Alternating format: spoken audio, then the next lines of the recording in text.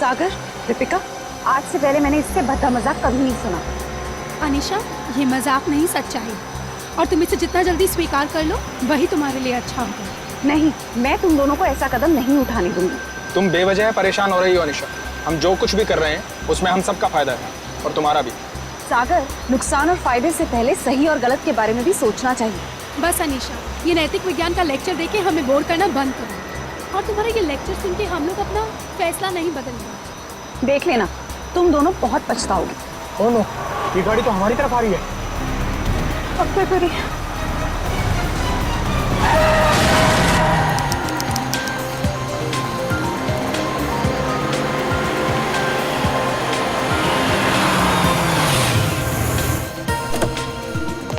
Hello sir. Hello.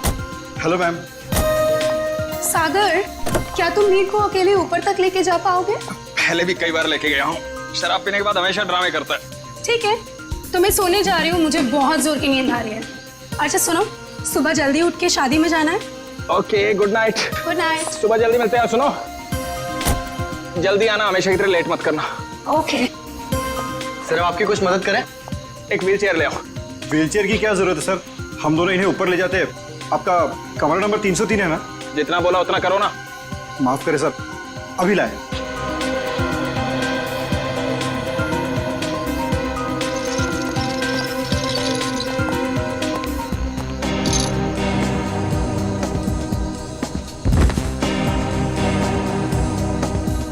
उठाओ इसे। जब सहन नहीं होती तो पीता क्यों है? सर, खाने में कुछ लेंगे? एक सूप ले आओ। Okay sir. सर, इन्होंने सूप ऑर्डर किया। जब से ये लोग इस होटल में रहने आए हैं ना, ऐसा तीसरी बार हुआ है। पता नहीं इतनी शराब क्यों पीते हैं जब पचा ही नहीं सकते।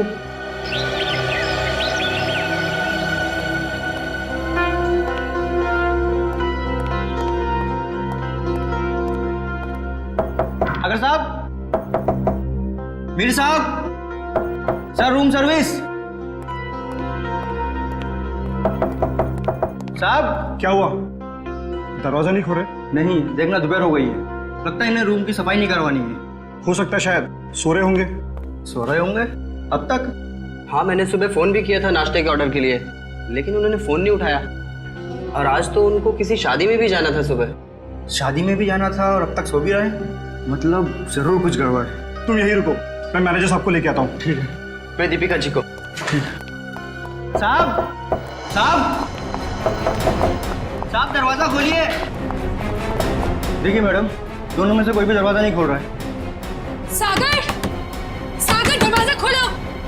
मीर, दरवाजा खोलो। सागर, हमें चिंता आ रही है, दरवाजा खोलो।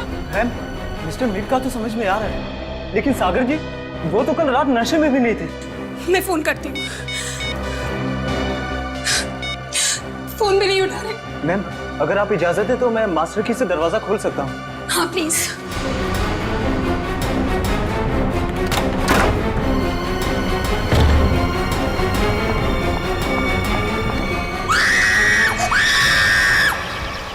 नील, तुम सोच भी नहीं सकते मैं इन छुट्टियों को लेकर कितनी उत्सुक हूँ।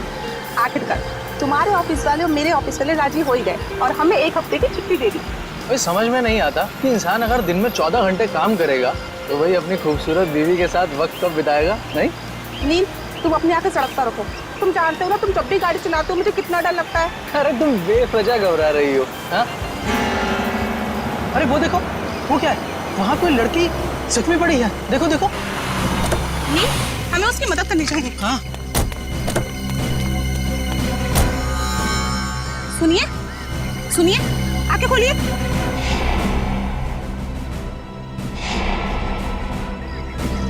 आप ठीक तो हैं? मैं पानी लेकर आता हूँ।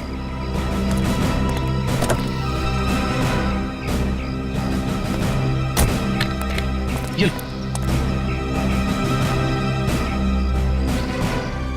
पानी पीजिए। आंखें खोलिए। सुनिए, आप ठीक तो हैं? सीआईडी।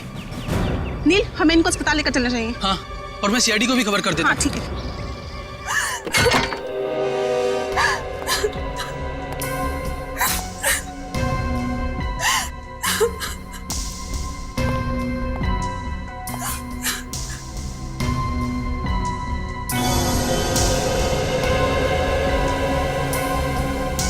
एसी भी ऑन है और खिड़की भी खुली है। आप लोगों में से किसी ने यहाँ किसी चीज को हाथ तो नहीं लगाया? नहीं सर, मैंने बस नब्ज देखी और आपको फोन करके बुला लिया। मुझे तो यकीन ही नहीं हो रहा है कि सागर और मीर नहीं रहे। कल रात तक तो अच्छे भले थे दोनों।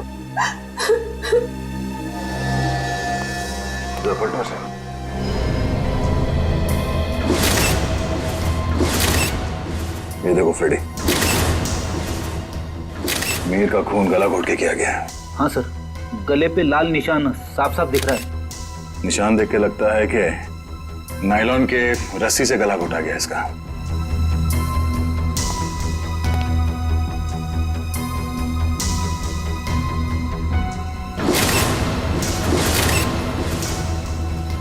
कमाल है, सागर के शरीर पे कहीं भी चोट या जख्म का कोई निशान नहीं है। सर, हो सकता है कि सिर्फ मीर का खून हुआ हो और सागर अपने आप मर गया हो, दिल का दौरा पड़ने की वजह से या फिर और कोई बीमारी की वजह से। नहीं सर, सागर को ऐसी कोई बीमारी नहीं थी। आप चाहे तो मैं आपको उसकी मेडिकल रिपोर्ट दिखा सकती हूँ। मेडिकल रिपोर्ट तो हम देख ही लेंगे। वैसे आप है कौन? मैं दीपिका, सागर और मीर की चचेरी बहन। सर, हम लोग यहाँ शादी में आए थे। और ये शादी कब है? सर, आज सुबह ही थी। कल रात देर से सोने की वजह से सुबह मेरी आंख ही नहीं खुली। और रात को इन दोनों की मौत हो गई। आप लोगों में से आखिरी बार किसने देखा था इन्हें? सर, मैंने देखा था। कल मिस्टर मीर बहुत ज्यादा शराब पी लिए थे और होश में नहीं थे सर। तब मिस्टर सागर इन्हें होटल में लेकर आए थे, तब देखा था सर। क्या मीर अक्सर शराब पीता था? हाँ सर, मीर बहुत ज्यादा शराब पीता था और शराब इससे बर्दाश्त नहीं होती थी। उसके बाद किसी ने देखा इन्हें? हो सकता है कोई कमरे में आया हो रूम सर्विस के लिए या किसी और काम के लिए। हाँ सर, मैं आया था रूम में सूप लेकर। उस वक्त मीर साहब बिस्तर पर लेटे हुए थे और सागर साहब टीवी देख रहे थे। उस वक्त टाइम क्या हुआ था? करीब 12:30 बजे। 12:30 बजे, मतलब उसके बाद इस कमरे का दरवाजा खुला नहीं है। आप लोगों ने आधे घंटे पहले दूसरी चाबी से दरवाजा खोला, राइट? जी सर। इसका मतलब है कोई और आया था यहाँ इस कमरे में, कोई तीसरा आदमी, शायद इस खिड़की से। ये नामुमकिन है सर। हमारे सिक्योरिटी गार्ड हर वक्त नीचे पहरा देते रहते हैं, तो कोई खिड़की से कैसे आ सकता है? कोई गेस्ट आया था इनसे मिलने के लिए? नहीं, कोई गेस्ट अंदर नहीं आया, कोई खिड़की से अंदर नहीं आया। इसका मतलब है खून होटल के स्टाफ में से किसी ने किया है, ठीक उसी तरीके से। और शायद वो इस दरवाजे से ही अंदर आया, दूसरे चाबी से ये कमरे का दरवाजा खोला गया। सर, ये आप क्या कह रहे हैं सर? भला हम अपने कस्टमर का खून क्यों करेंगे? शायद लूटने के इरादे से। रेडी पंकज, कमरे की अच्छी तरह से तलाशी लो। सर, रात को 2 बजे तक तो कॉरिडोर में मैं फोन पे बात कर रहा था। मैंने तो किसी को इनके कमरे में आते हुए नहीं देखा। आपका कमरा कौन सा है? सर, वो 304।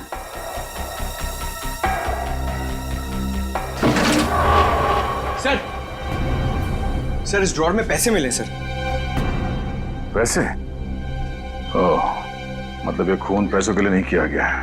और कमरे की हालत भी एकदम दुरुस्त है, ऐसा लगता नहीं है कि कोई हाथापाई हुई यहाँ पे। हाँ सर, अगर कोई बाहर वाला आदमी होता तो अपनी जान बचाने के लिए इन्होंने हाथापाई तो की होती। इसका मतलब ये है कि जो कोई भी था वो जान पहचान वाला ही था। क्यों दीपिका जी? सर, आप मुझ पे शक कर रहे हैं? नहीं नहीं, मैं तो सिर्फ कह रहा हूँ कि इस कमरे के अंदर क्या हुआ किसी को नहीं मालूम, एक पहेली है। सर, मोबाइल फोन मिला है। सर, ये तो सागर का फोन है। सागर का फोन? और मीर का फोन मिला? नहीं। मीर का फोन? सर, पता नहीं कहाँ है। कोई बात नहीं, हम पता लगा लेंगे। बड़ी पंकज, आसपास दूसरे कमरों की भी तलाशी लो और यहाँ पे जितने उंगलियों के निशान मिलते हैं सब उठा लो। हेलो? हाँ, क्या? कहाँ पे? एक्सक्यूज मी, ये वार्ड नंबर 3 का है? उस तरफ। इस तरफ? आप लोग सीआईडी से हैं? जी हाँ, नील आप ही हैं? जी। आप ही ने हमारे सीनियर इंस्पेक्टर मिस्टर दया को फोन किया था, एक मरीज को हमारी जरूरत है। हाँ सर, वो एक लड़की है, वो मुझे और मेरी पत्नी को मरुआ रोड पे एक खाई के पास घायल अवस्था में मिली थी। घायल अवस्था में? जी हाँ सर, ऐसा लगता है जैसे किसी ने उन्हें जानबूझकर खाई में फेंक दिया था। उन्हें देख सकते हैं कहाँ है वो? हाँ, आइए सर। प्लीज। रेखा, ये लोग सीआईडी से हैं। अच्छा ये बताइए कि इनके पास से आप लोगों को कुछ मिला क्या? जी सर। सर इनके पास से हमें ये लाइसेंस मिला है। और सर ये मोबाइल भी मिला है। अनीशा, सर हमने सोचा कि इनके घर वालों को फोन करके खबर कर दें, तो हमने इन्हीं के फोन से कुछ लोगों को फोन किया, लेकिन किसी ने भी फोन नहीं उठाया। किसी ने भी फोन नहीं उठाया? हाँ सर। दीपिका, सागर, मीर। अरे सर, ये तो वही लोग हैं। इन सबको फोन किया था तुमने? जी हाँ सर, इनके फोन लिस्ट में इनकी सबसे ज्यादा बात इन्हीं लोगों से हुई थी, इसलिए। ठीक है, इनकी जान बचाने का बहुत बहुत शुक्रिया। आप लोगों की जरूरत पड़ेगी तो हम आपको इन्फॉर्म करेंगे। फिलहाल आप लोग जा सकते हैं। Thank you. डॉक्टर साहब, अब इनकी तबीयत कैसी है? सर इन्हें मामूली चोटें लगी है, पर सदमे की वजह से ये बेहोश हो गई थी। अब ये ठीक है। इनसे बात तो कर सकते हैं ना? जी सर। अनीशा जी आंखें खोलिए। देखिए ये सीआईडी वाले आपसे कुछ बात करना चाहते हैं। देखिए अनीशा जी, आप घबराइए मत। आप ये बताइए कि आपके साथ क्या हुआ था, और ये दीपिका, मीर और सागर आपके लगते क्या हैं? वो मेरे चचेरे भाई बहन हैं, पर उन्होंने उसके साथ क्या किया? किसके साथ? मीर के साथ। देखिए अनीशा जी, मीर की मौत हो चुकी है और साथ ही साथ सागर की भी। क्या? हे भगवान, मुझे पहले ही लग रहा था जैसे कुछ गलत होने वाला है। अनीशा जी, आप क्या कहना चाहती हैं? प्लीज साफ साफ कहिए। हमारे एक रिश्तेदार की शादी होने वाली थी। कल रात हम चारों उसी के संगीत के फंक्शन से वापस लौट रहे थे, तभी मरुआ रोड पे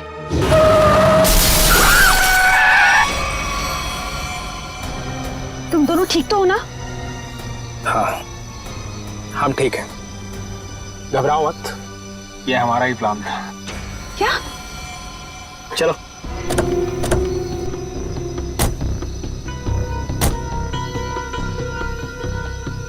मीर का मोबाइल फोन रास्ते में कहीं फेंक देना, और ध्यान रहे जब तक हमें हमारा पैसा ना मिल जाए मीर बेहोश ही रहना चाहिए।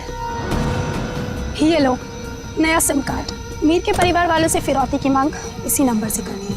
और हाँ, हमें फोन मत करना, वक्त आने पर हम लोग खुद कांटेक्ट करेंगे। नहीं, मैं तुम दोनों को ऐसा कुछ नहीं करने दूंगी। मीर हमारा चचेरा भाई है। अनीशा, तुम हमारे प्लान में दखलंदाजी मत करो, वरना क्या? मीर को हम बाद में खुद देख लेंगे, पहले तुम इसको ठिकाने लगो। चलो। ये क्या कर रही हो तुम मेरे साथ? दीपिका, तुम मेरे साथ ऐसा कैसे कर सकती हो? दीपिका और सागर पैसों के लिए कुछ भी कर सकते हैं। छोड़ो मुझे। ओह, तो मतलब दीपिका और सागर अपने चचेरे भाई मीर को अगवा करना चाहते थे? हाँ सर, अगर ये बात मुझे पहले पता होती कि उनके दिमाग में ऐसी कोई खिचड़ी पक रही है तो मैं मीर को पहले ही सावधान कर देती। लेकिन मैं भी फंस गई बेवजह उनके प्लान में, और जब मैंने उनका साथ देने से इनकार कर दिया तो उन्होंने मुझे चलती गाड़ी से नीचे खाई में फेंक दिया। क्या जमाना आ गया है? रिश्तेदार एक दूसरे के साथ ऐसी घिनौनी हरकत कर सकते हैं? वो तो अच्छा हुआ, वहाँ एक पेड़ की वजह से मैं खाई में नीचे गिरते गिरते बच गई, वरना मैं भी मीर के साथ मारी जाती। मगर सागर की मौत कैसे हुई? इसी का पता हम भी लगा रहे हैं। सर, लगता है दीपिका इस पूरे जुर्म में मिली हुई है। उसी ने होटल के कमरे में जाके दोनों को मार दिया। वही तो, तभी तो उसने हमें अनीशा जी के बारे में भी नहीं बताया। लेकिन वो मीर को मारेंगे क्यों? वो तो सिर्फ उससे पैसे चाहते थे। तभी तो वहां पे उन्होंने कुछ गुंडों को भी बुलाया था, जिससे कि मीर को पता ना चल पाए कि उसे अगवा किया किसने। हो सकता है सागर और दीपिका के बीच में पैसे के बंटवारे को लेके लड़ाई झगड़ा हो, और इसीलिए वो लोग अपने प्लान में कामयाब नहीं हो सके। हेलो पंकज, हमें शक है कि मीर और सागर के खून में दीपिका का हाथ है। एक काम करो, उसे जल्द से जल्द अरेस्ट कर लो। क्या? दीपिका भाग गई? ठीक है। दीपिका होटल से भाग गई? हाँ फ्रेडी, दीपिका भाग गई। अनीशा जी, इस केस को सॉल्व करने में हमें आपकी मदद चाहिए। जरूर सर, मैं आपकी मदद करने के लिए तैयार हूँ। क्या बात है डॉक्टर साहब, बड़ी मेहनत हो रही है। आपकी डॉक्टर तारिका, वो तो चली गई छुट्टी लेकर के, और दो लाशों का बोझ मेरे कंधों पर। अरे सर, तारिका जी को थोड़ी ना मालूम था कि ऐसा केस आने वाला है, और वैसे भी उन्होंने पहले से आपसे छुट्टी ली थी और सारी टिकट वगैरह पहले से ही बुक हो चुकी थी। हाँ सर, अभिजीत ने खुद लाइन में लगकर टिकट की बुकिंग करवाई थी तारिका जी के लिए। हाँ। है ना? अरे यार, ये राज की बातें तो सबके सामने हाँ साळुंखे, अब तक तो तूने मेरे होनर ऑफिसर्स को बता ही दिया होगा कि मौत हुई कैसे। बस आपके ये होनहार ऑफिसर इन्हें किसी और चीज से फुर्सत मिले तो लाश की बात करें ना। देखिए सर, हम लोग यहाँ सिर्फ लाश की बातें ही करने आए हैं। Oh really? जी बताइए बताइए। बॉस, इस मीर की मौत हुई है गला दबाने की वजह से। किसी ने बहुत ही होशियारी के साथ इसकी जैगुलर वेन को दबा दिया और तोड़ दिया, और ये काम किसी एक्सपर्ट का है। वो अच्छी तरह से जानता है कि गले के कौन से हिस्से को दबाने से जल्दी से मौत हो जाएगी। मीर ने शराब भी पी रखी थी ना? शराब भी पी रखी थी, और मीर के खून में मुझे एक ड्रग मिली, डोडीन नाम की ड्रग, जो इंसान को बहुत गहरी नींद में सुला देती है। जब इस मीर का खून हो रहा होगा ना, इसे पता भी नहीं चला होगा। ये मीर होटल जाने से पहले संगीत के फंक्शन में गया था, शायद वहीं किसी ने इसे ये ड्रग दी होगी। नहीं, मीर की मौत हुई कब? मीर की मौत हुई है लगभग 16 घंटे पहले। 16 घंटे पहले? मतलब जब सागर मीर को व्हील चेयर के ऊपर बिठाकर होटल के अंदर ले जा रहा था, तब तक ये मीर मर चुका था? बिल्कुल दया। इनफैक्ट सागर मीर को नहीं, मीर की लाश को कमरे में ले जा रहा था। तो फिर सागर की मौत कब हुई? सागर की मौत हुई है मीर की मौत के ठीक 12 घंटे के बाद, और सागर की बॉडी पर कहीं किसी किस्म की चोट के निशान नहीं है। तो फिर इसकी मौत हुई कैसे साळुंखे? इसकी मौत हुई है सफोकेशन की वजह से। किसी वजह से इसका दम घुट गया, ऑक्सीजन ने इसके फेफड़ों में जाना बंद कर दिया, और इसी वजह से सागर की मौत हो गई। पर सर, सागर का दम घुटा कैसे? ये पता लगाना भी बाकी है, लेकिन हाँ, फिलहाल मैं आप लोगों को एक बहुत अहम सुराग दे सकता हूँ। क्या क्या सुराग? एक मिनट।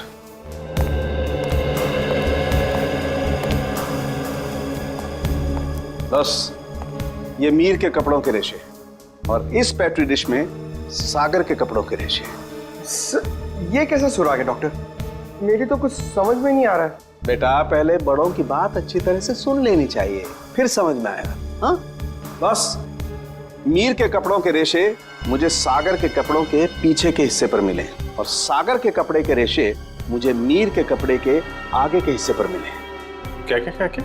मीर की शर्ट के रेशे सागर की शर्ट की पीठ की तरफ, और सागर की शर्ट के रेशे मीर की शर्ट पे आगे की तरफ। आप हमें सुराग दे रहे हैं या हमारी उलझनों को और बड़ा कर रहे हैं? अभिजीत, हर बंद ताले को खुलने के बाद एक नए सुराग का दरवाजा खुलता है। फिलहाल इस ताले की चाबी ढूंढनी है। ये पता लगाना है कि इन दोनों के कपड़ों के रेशे एक दूसरे के कपड़ों पर आए तो आए कैसे। पता लगा लेंगे साळुंखे। जब तूने इतना सब पता लगा लिया है तो फिर इसके आगे का हम पता लगा ही लेंगे। सर, उस दीपिका का कुछ पता नहीं चल रहा है सर। वो ना तो अपने घर गई, ना कोई सहेली के पास, और तो और सर उसने अपना फोन होटल के बाहर ही कहीं फेंक दिया ताकि हम लोग उसका पीछा ना कर सके। इसका एक ही मतलब हो सकता है कि दीपिका का कोई ना कोई संबंध जरूर है मीर के खून के साथ, इसीलिए तो वो गायब हो गई। सर, अगर ऐसी बात है तो दीपिका को पहले ही गायब हो जाना चाहिए था। वो हमसे मिली क्यों? शायद उसे ये पता नहीं था कि सागर की भी मौत हो जाएगी, और जैसे सागर की मौत होगी सारी बाजी पलट गई।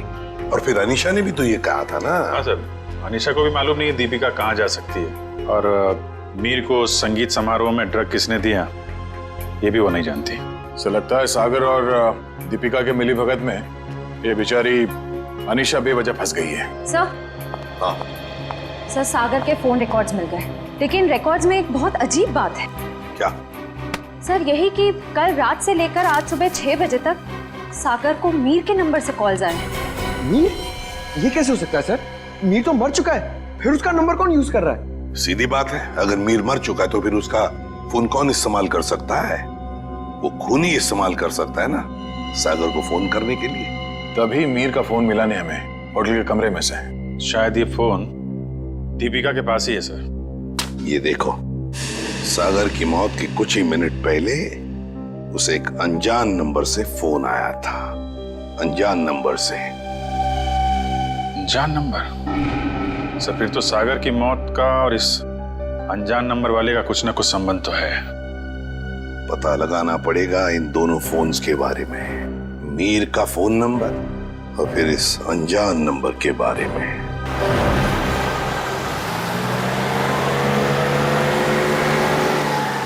बस आप अपनी गाड़ी रोक दीजिए।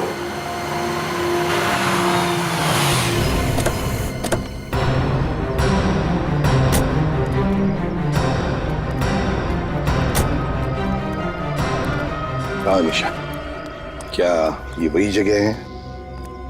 हाँ सर, ये वही जगह है जहाँ गुंडों ने हमारी गाड़ी रोकी थी और फिर मुझे दूसरी गाड़ी में डाल दिया खाई में फेंकने के लिए। और दीपिका और सागर उस दिशा में चले गए थे। दीपिका और सागर उस दिशा में चले गए? जी सर। लेकिन एक बात बताओ निशा, तुम्हें पूरा यकीन है कि ये वही जगह है, वही सड़क है?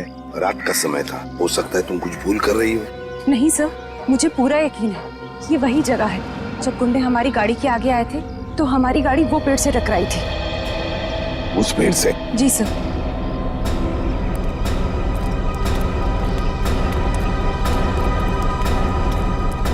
सर, यहाँ पे गाड़ी के टायर के निशान भी हैं। हाँ, जैसे ब्रेक लगा है। और सर, हाँ, यहाँ पे दूसरी गाड़ी भी थी, उसके टायर के भी निशान है यहाँ पे। हाँ, है तो सही, दूसरी गाड़ी के ही निशान है।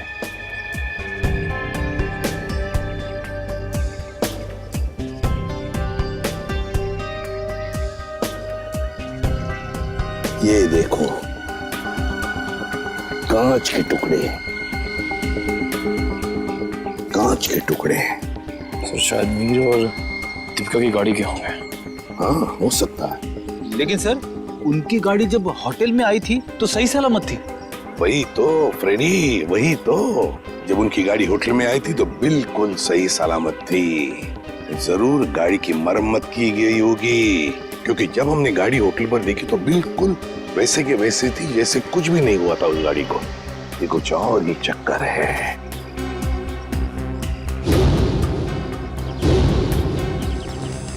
गोली? निखिल, फोरसेप देना।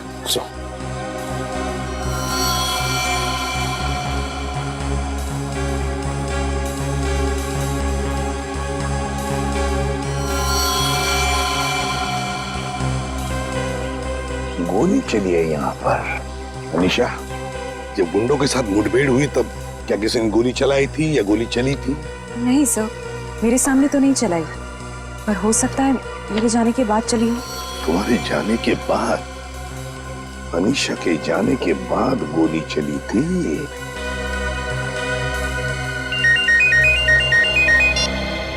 आद्या, अच्छा, सागर को मिहिर के फोन से जो फोन आया था वो कहां से आया था उसका पता चल गया है? हम जहां पर खड़े वहां से 15 किलोमीटर दूरी पर है, कोई ढाबा है। एक काम करो, डिटेल लोकेशन का एमएमएस भेज देना या एसएमएस भेज देना, ठीक है? Great work. सिस्टर, आप अनीशा को हॉस्पिटल ले जाना। निखिल, फोन करके दूसरी गाड़ी का इंतजाम करो। ढाबा।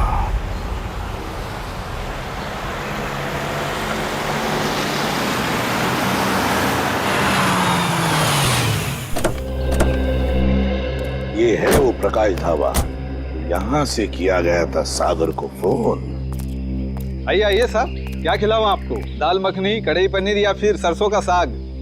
बस कर यार, और नाम मत लेना वरना मेरे चूहों में पेट दौड़ने लगेंगे। सॉरी सर, मेरे पेट में चूहे दौड़ने लगेंगे। तो अच्छी बात है ना साहब, हमारा धंधा और बढ़ेगा। देखो, हम यहाँ खाना खाने के लिए नहीं, तहकीकात करने के लिए आए हैं। हम लोग सीआईडी से हैं। सीआईडी? तू चुप रहे छोटू। साहब, हुआ क्या है? हमने तो कुछ नहीं किया। हाँ, वो तो पता लगा ही लेंगे। खैर, पहले ये बताओ, 14 तारीख की रात को क्या तुम्हारे यहाँ एक कस्टमर आया था जो रात भर तुम्हारे इस ढाबे पर ही था? रात भर? रात भर 10 बजे से लेकर 6 बजे तक। क्या वो रात भर फोन पे ही बात कर रहा था? साहब, ढाबे पे तो नहीं था, पर हाँ, सड़क के उस पार एक गाड़ी खड़ी थी जिसके अंदर एक आदमी बैठा था और वो किसी से फोन पे बात कर रहा था। तो क्या तुमने उसे अच्छी तरह से देखा? नहीं साहब, अंधेरा था, इसके लिए चेहरा नहीं देख पाया। अच्छा, क्या वो अकेली गाड़ी में था या उसके साथ कोई और भी था? उसके साथ ड्राइवर था साहब। वो 2-3 दफा चाय लेने आया, खुद के लिए और वो दूसरे आदमी के लिए भी। और हाँ साहब, उसने कैंची भी तो मांगी थी। हाँ, कैंची मांगी थी? वो किस लिए? क्या मालूम साहब, बड़ा ही अजीब था वो ड्राइवर। गाड़ी से उतरा, मिट्टी और पत्थर जमा करके फिर से गाड़ी में बैठ गया। क्या जमाना आ गया है सर, आजकल लोग सड़क पर से पत्थर और मिट्टी भी चुराने लगे। किसी और काम के लिए फ्रेडी, पत्थर और मिट्टी किसी और काम के लिए। क्या वो ड्राइवर भी फोन पे बात कर रहा था? नहीं साहब, जो पीछे बैठा था वही आदमी बात कर रहा था। ड्राइवर को तो तुमने अच्छी तरह से देखा है ना? हाँ। तो हमारे लिए उसका एक स्केच बनवाओ, ठीक है? हाँ।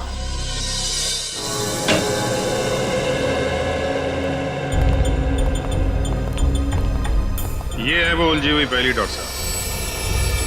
मीर की लाश यहाँ पड़ी थी, सागर की वहाँ।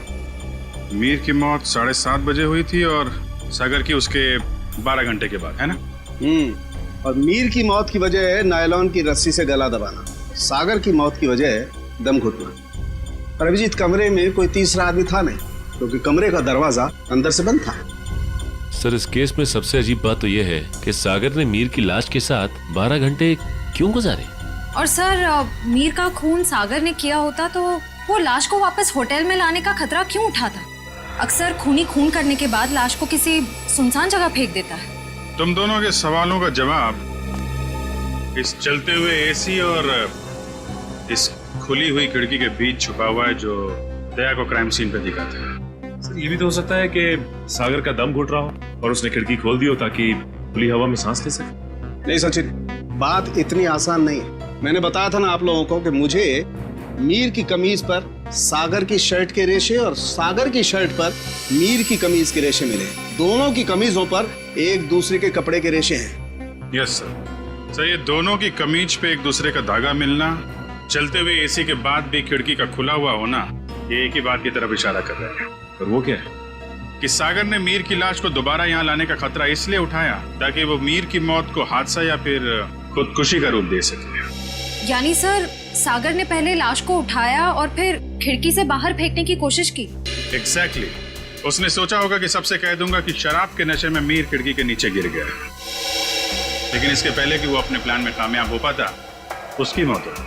हाँ सर, ये गुत्थी आधी तो सुलझ गई, लेकिन एक बात समझ में नहीं आ रही कि इस कमरे में सागर और मीर के अलावा कोई भी नहीं था, तो फिर सागर की मौत अचानक कैसे हो गई? सचिन, उसकी मौत का राज उस अनजान फोन कॉल में छुपा हुआ है जो उसे सुबह सुबह आया था।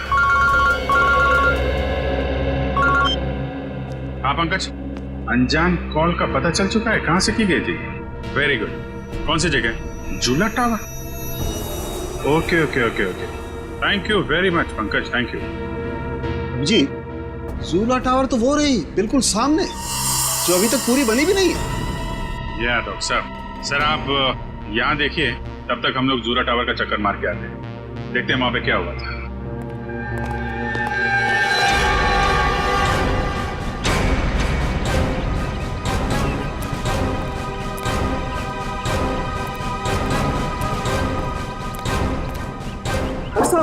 कौन है आप लोग? कहाँ जा रहे हैं?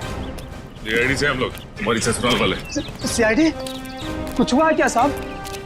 क्या बात है साहब? साहब कुछ तो बताइए। चुपचाप आओ, पीछे पीछे हमारे, समझे?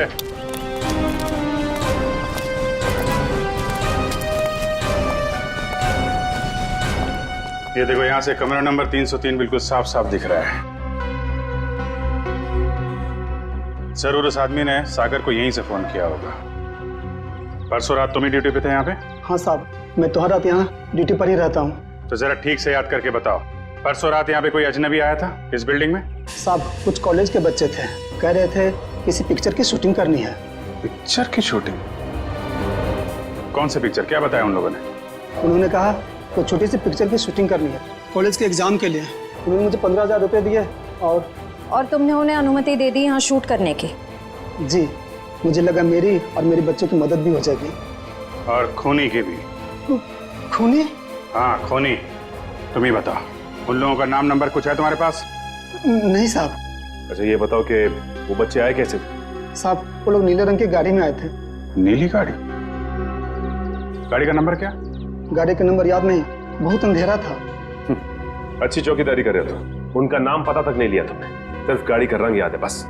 गलती हो गई साहब। और हाँ साहब, एक बात है जो शायद आपको कुछ काम आ जाए। क्या बात? साहब वो लोग उस कैमरे की बात कर रहे थे जो आपने साथ लेकर के आए थे। कह रहे थे महंगा है, संभाल के रखना, भाड़ा देना है। भाड़े का कैमरा? सर श्रेय और पंकज लगे हुए हैं कि स्टूडेंट्स ने फिल्म का कैमरा कहां से किराए पे लिया था। गुड। और दया, ड्राइवर का स्केच बन गया?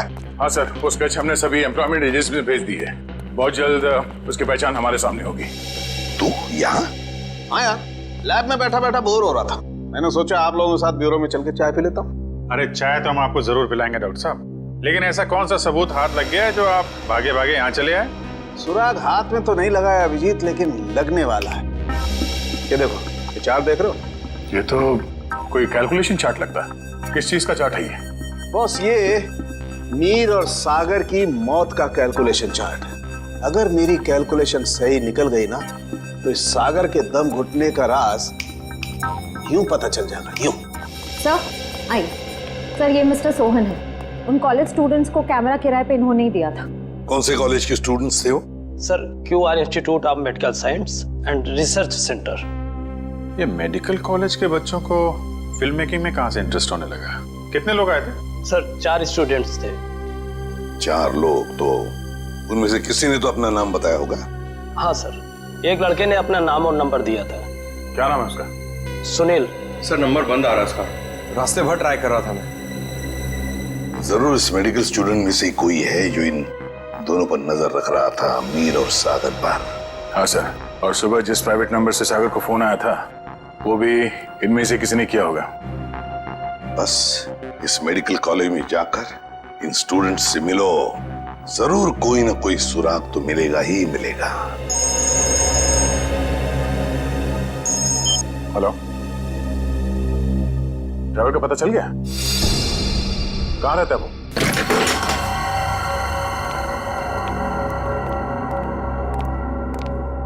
ये ड्राइवर चंदन लगता है 9 तो 11 हो गया। तो ढूंढो।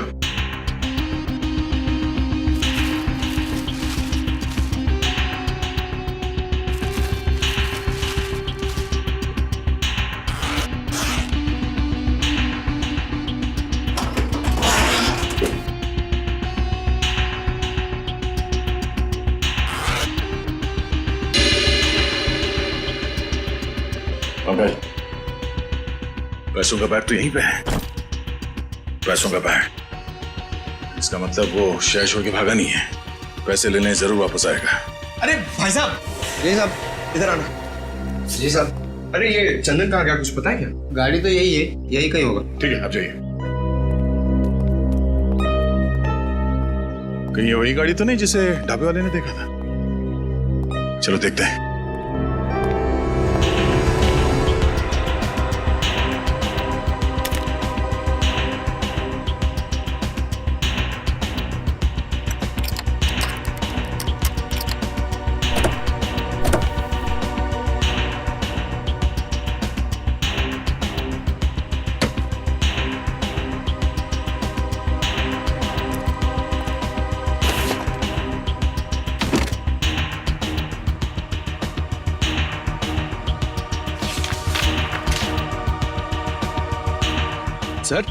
सर ये गाड़ी दीपिका की है, ये देखिए पेपर।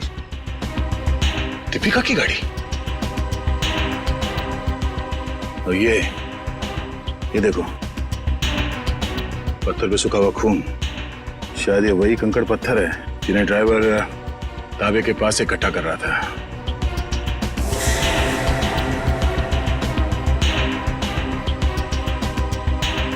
और ये कैंची भी किस चीज के लिए इस्तेमाल किया होगा उसने? सर मुझे तो कुछ समझ में ही नहीं आ रहा है। गाड़ी का ड्राइवर भी गायब है, ये पत्थर, कैंची, इन सब चीजों का क्या संबंध है सर? पंकज, वो भी पता चल जाएगा कि जो कोई भी इस गाड़ी के पिछले सीट में बैठा था वही पूरी रात मीर के फोन के जरिए सागर से बात कर रहा था। और अब ये सूखा हुआ खून बहुत जल्द हमें उसकी असली पहचान बता देगा। करण, तू 2 दिन से क्लास क्यों नहीं आ रहा? प्रोफेसर अमन बहुत नाराज हो रहे थे। क्या करूं यार, बुखार उतर ही नहीं रहा। लगता है मुझे फ्लू हो गया। बुखार? इसका माथा तो बिल्कुल ठंडा है। सर, तुम चारों ने अपने आप को बहुत बड़ी मुसीबत में डाल लिया है। कैसी मुसीबत सर? का जवाब मैं नहीं, सीआईडी देगी। सीआईडी? बिरजू, आप सब लोग यहाँ? बहुत बड़ी भूल हुई जो तुम लोग को शूटिंग करने दी। सीआईडी के चक्कर में फंस गया मैं। लेकिन सीआईडी क्यों? शूटिंग करना कोई गैर कानूनी काम थोड़ी है। शूटिंग करना गैर कानूनी नहीं है, लेकिन खूनी की मदद करना गैर कानूनी है, और इसके लिए तुम सबको जेल हो सकती है, समझे? सर खून? हमने किसी खूनी की मदद नहीं की सर। जिस वक्त तुम लोग बिल्डिंग में शूटिंग कर रहे थे, उसी वक्त बिल्डिंग के सामने वाले होटल रॉयल मून में एक जुर्म को अंजाम दिया जा रहा था, और इस काम में तुम में से किसी ने खूनी की मदद की है। नहीं सर, हम ऐसा क्यों करेंगे? हम स्टूडेंट्स हैं, हम डॉक्टरी की पढ़ाई कर रहे हैं, और ऐसा कुछ करके हम हमारा भविष्य अंधकार में क्यों डालेंगे? इसका पता तो अभी चल जाएगा। अच्छा ये बताओ कि जिस वक्त शूटिंग चल रही थी, तुम में से कोई कुछ वक्त के लिए बाहर गया था क्या? हाँ सर, करण गया था ऊपर वाले फ्लोर पे अपनी डायलॉग याद करने के लिए। यार अंकित, मुझे क्यों फंसा रहा है? यार मैं तुझे फंसा नहीं रहा हूँ, सिर्फ सच बता रहा हूँ। तो अपना हैंडीकैम भी लेकर गया था अपना परफॉर्मेंस रिकॉर्ड करने के लिए।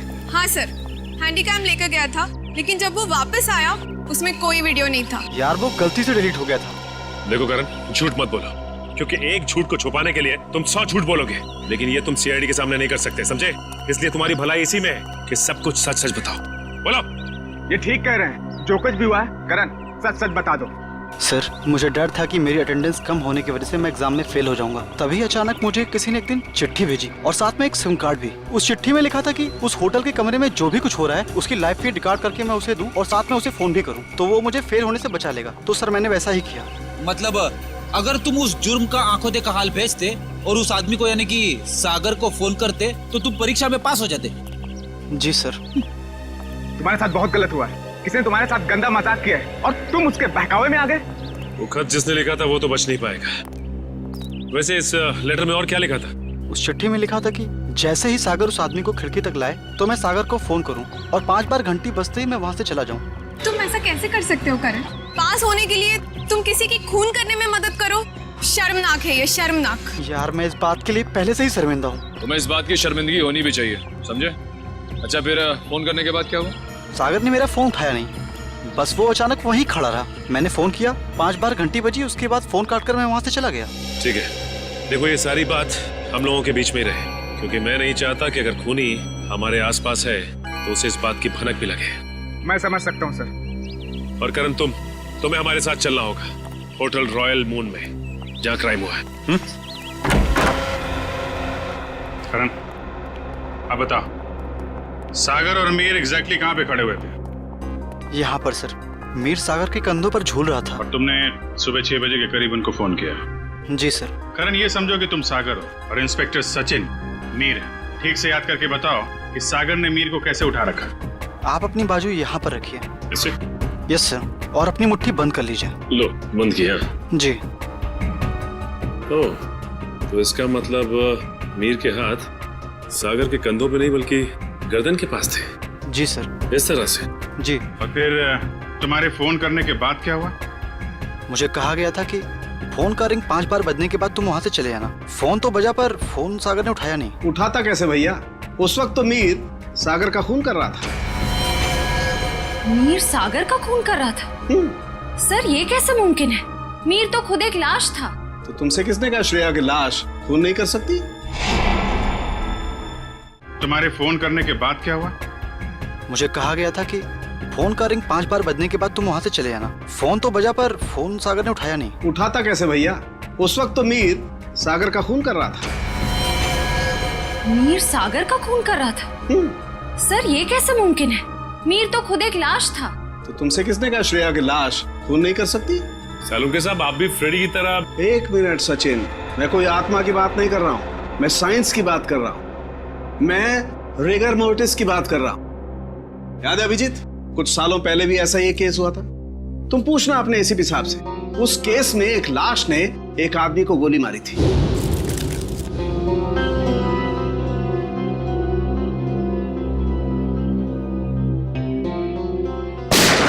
मैं भी यही सोचा था डॉक्टर साहब। अब इसे संयोग कहिए या बुरे काम का बुरा नतीजा, जिस वक्त सागर मीर की लाश को नीचे फेंकने वाला था, रिगर मोर्टिस सेट हो रहा था। उसने सागर के गर्दन को जकड़ा और दम घुटने की वजह से सागर की मौत हो गई। एग्जैक्टली हुआ कुछ ऐसा होगा, सागर कमरे में आया और किसी के फोन का इंतजार करने लगा, जो उसे बताने वाला था कि उसे एग्जैक्टली करना क्या है। फोन आने के बाद सागर ने मीर को बिस्तर से उठाया और उसे खिड़की की तरफ लेके गया। ताकि मीर को हत्या या आत्महत्या बनाया जा सके। लेकिन एक बात है अभिजीत, मुझे नहीं लगता है कि कोई संयोग था या कोई बुरे काम का बुरा नतीजा था, बल्कि मुझे लगता है सागर को फोन ठीक उसी वक्त जानबूझकर किया गया जब मीर के हाथों में राइगर मोर्टिस सेट हो रहा हो और मीर का हाथ सागर की गर्दन दबा सके। आपकी बात में दम है सरों के सर, वरना सागर के पास तो पूरी रात थी इस जुर्म को अंजाम देने के लिए। उसने सुबह तक इंतजार किया ही क्यों? क्योंकि वो चाहता था कि मीर के साथ साथ सागर का भी टिकट कट जाए और उस तक पहुंचने के सारे रास्ते बंद हो जाएं। कानून उस तक पहुंच ही ना पाए। मगर सालुनके साहब, खूनी ना तो यहाँ पे था और ना ही खूनी उस बिल्डिंग में था, तो फिर खूनी को ये कैसे पता चला कि मीर का शरीर कब पकड़ने वाला है और सागर उसे कब उठाने वाला है? करण के फोन के जरिए। मगर सर, सागर ने मेरा फोन तो उठाया ही नहीं। 5 बार रिंग बजी और मैं वहां से भाग गया। अभी बताता हूँ। श्रेया, जरा सागर के फोन पे कॉल करना। सर।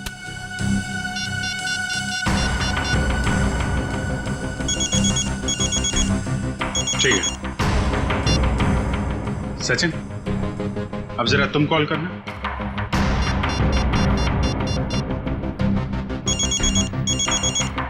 ठीक है। करण, अब तुम अपने फोन से सागर को कॉल करो।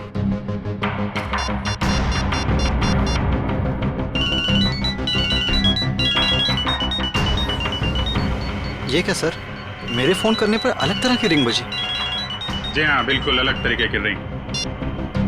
एक ऐसी रिंग जिसने सागर को सम्मोहित कर दिया, हिप्नोटाइज।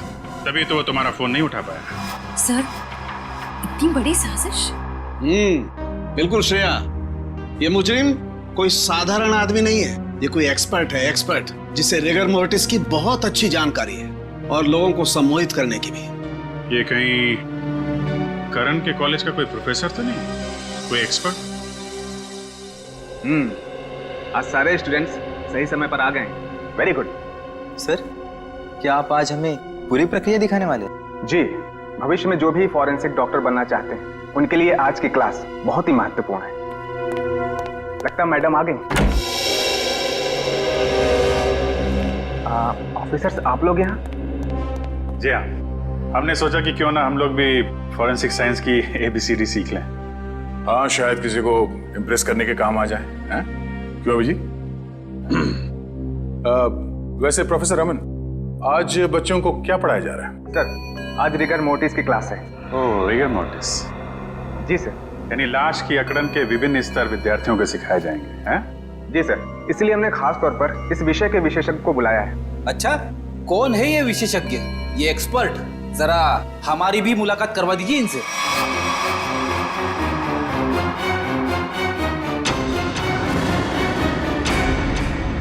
अरे फ्रेडी, विशेषज्ञ को नहीं पहचाना तुमने?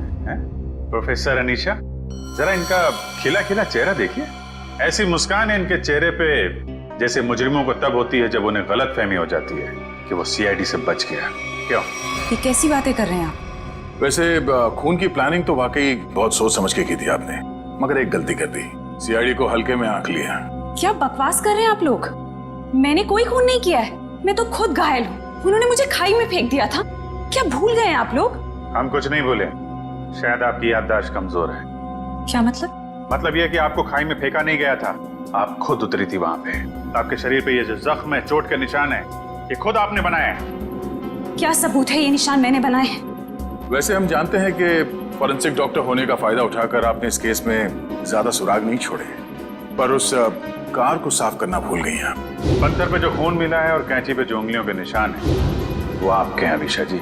हमारे पास काफी सबूत हैं आपको अदालत में खूनी साबित करने के लिए। बाहर जाने के सभी दरवाजे बंद हो चुके हैं अनीशा जी। अब सिर्फ जेल का दरवाजा आपका इंतजार कर रहा है। अब बताइए, क्यों किया आपने ये सब? दीपिका और सागर ने प्लान बनाया था, मीर को किडनैप कर लेंगे और बदले में उसके ट्रस्ट से ढेर सारा पैसा मांगेंगे। उन्हें नहीं पता था कि मुझे उनके प्लान के बारे में सब कुछ पता लग गया है और बदले में उनके खिलाफ में एक और प्लान बना रही थी जो उनके प्लान से कई ज्यादा खतरनाक था। और उस ड्राइवर और दीपिका का क्या किया तुमने? दोनों को मारकर जंगल में फेंक दिया नीलगंज के। शर्म आनी चाहिए तुम्हें।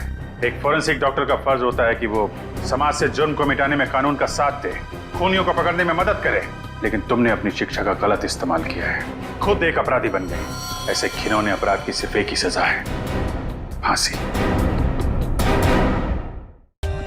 For more updates, subscribe to our channel, click the show links and enjoy watching the videos.